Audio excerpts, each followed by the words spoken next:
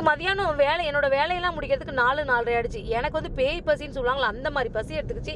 சரி ஓகே சாப்பிட்லான்னு போகும்போது நாங்கள் போன இடம் தான். நாங்கன்னும் போது 2 பேர் நீங்கள் நினச்சிருப்பீங்க, 2 பேர் தான். என்னோட மேடம், ஒரு தெரிஞ்ச ஒரு மேடம் நானும் தான் போனோம் சாப்பிட்றதுக்கு.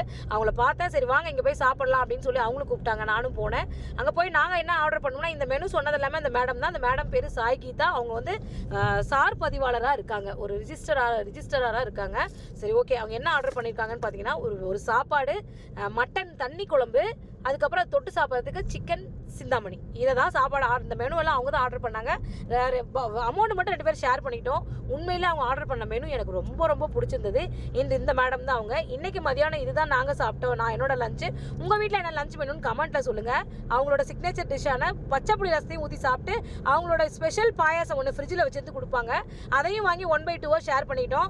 வயிறு ஃபுல்லாக சாப்பிட்டோன்னா தான் ஒரு மாதிரி தெளிவாக கிடைச்சிது. அப்படியே தலையே சுற்றுற மாதிரி ஆயிடுச்சு. நீங்களாம் என்ன சாப்பிட்டீங்கன்னு கமெண்ட்டில் சொல்லுங்கள்.